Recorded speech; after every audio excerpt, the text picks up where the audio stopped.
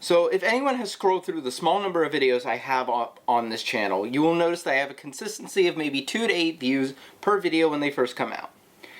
But when you go to my very first video I ever did, you'll notice it has 662 views at the time of doing this video right now. That is crazy. I never knew a teardown of the FX 4800 was needed that badly on YouTube or in general. It wasn't even one of my best videos either. It had poor lighting, had a poor camera angle, really bad quality, audio quality, but I digress. So I would like to pose a question to everyone, the 8 people that watch my videos. And I've pretty much made up my mind at this point anyways, but I'd still like to ask. Do you want to see a revised teardown of the FX 4800 card? Because I would enjoy doing it and having something with better quality out there to help people, but I don't want to repeat the same thing if nobody is going to use that video anyways. I'm not going to delete the old one. I will leave the old one up completely. Just let me know.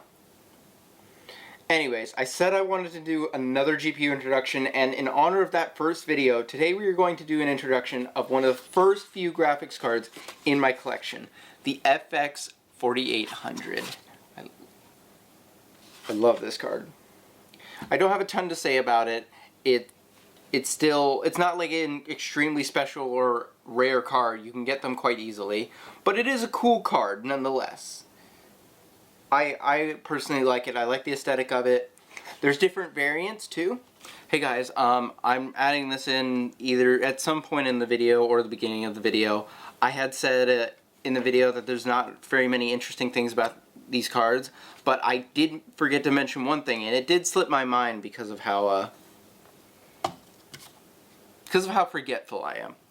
But one cool thing about these cards is that there are different variants. Like this one has a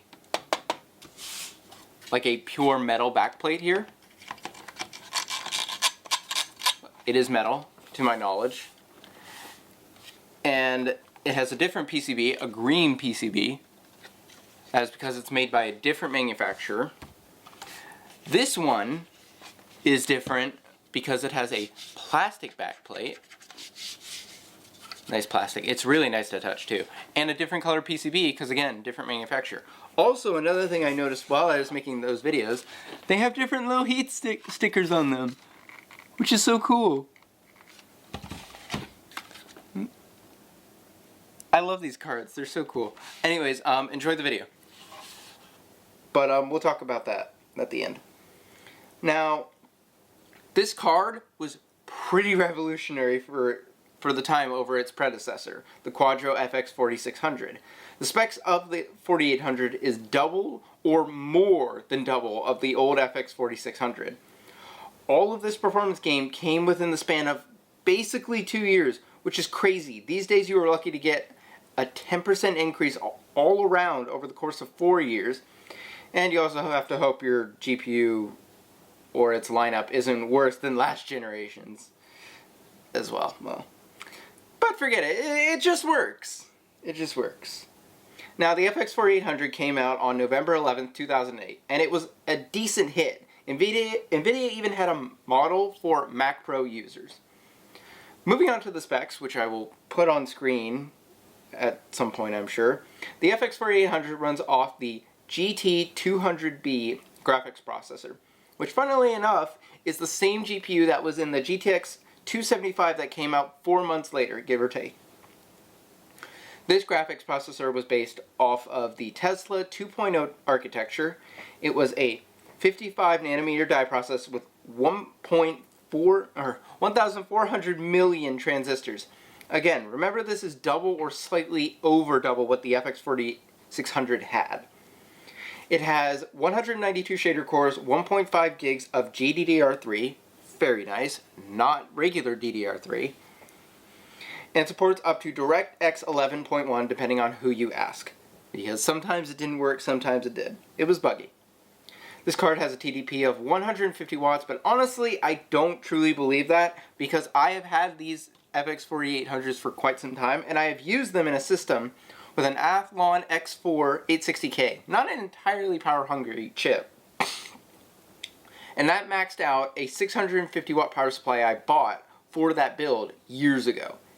Now, I did end up returning that power supply. It could have just been a faulty power supply, but honestly I think it was that the TDP for these cards is not correct. I would probably put an extra 50 on top of that 150, make it a even 200, just to be safe.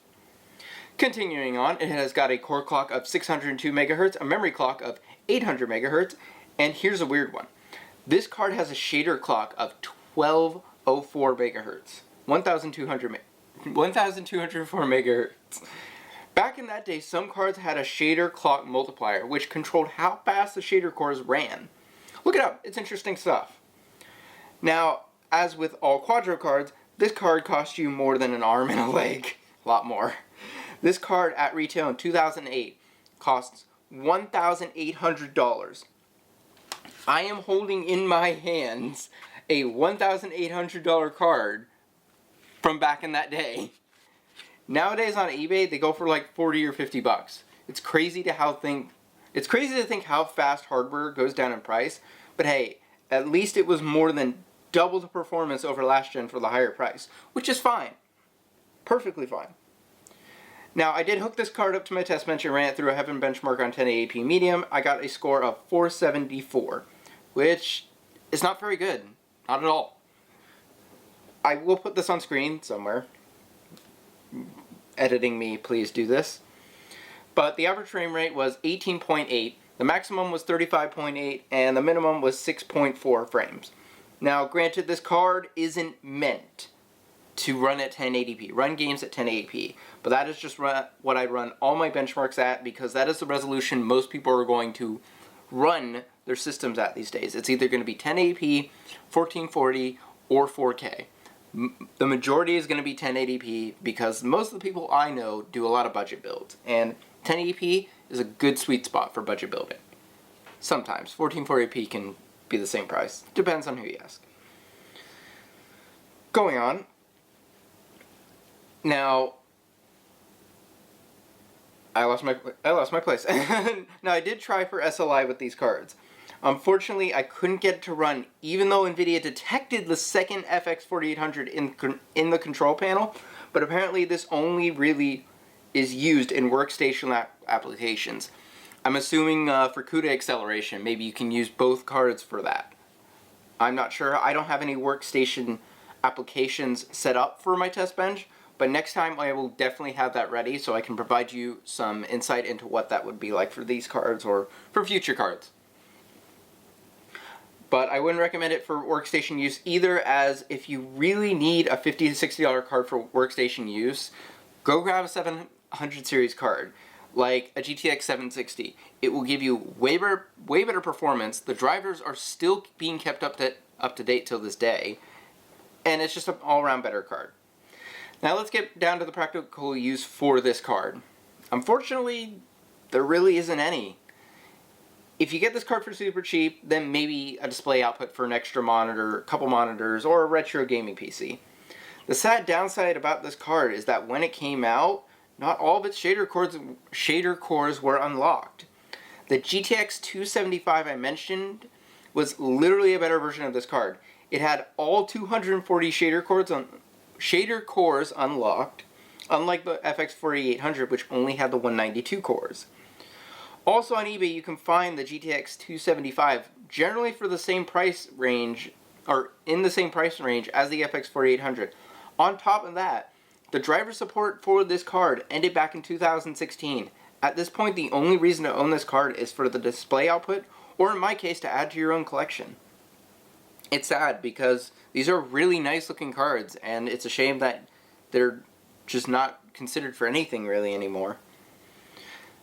So, I know it's not something fancy like a diamond GPU or a special edition GPU or anything of that nature, but I really do enjoy these introductions. I want to thank you guys for sticking around with me for all these, because I'm sure my voice is extremely annoying. I'm sure that static that this mic causes is super annoying sometimes. I try to limit the volume of it as much as I can through editing and other magical things.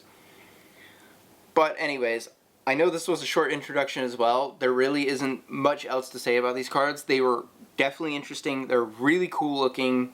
If you're looking for something to add to your like collection of graphics cards like I do all the time, then these are definitely a card I would recommend adding.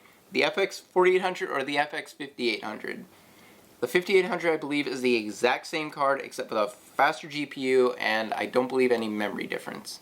Not sure, can't remember. Either way, love these cards. Now, don't forget to favorite, comment, and subscribe. I'm still on old YouTube terms here. Don't forget to like, comment, and subscribe, and ding dong the notification bell, and I will see you in the next special video coming up. I'm really excited to make it, and I really hope everybody will appreciate it or like it too. Anyways, that's all I have to say about these wonderful cards. I'm going to now put them back in my collection, and they will live a nice, happy life in an anti-static plastic bag in a drawer. Anyways, have a great day or night. Thank you for watching the video.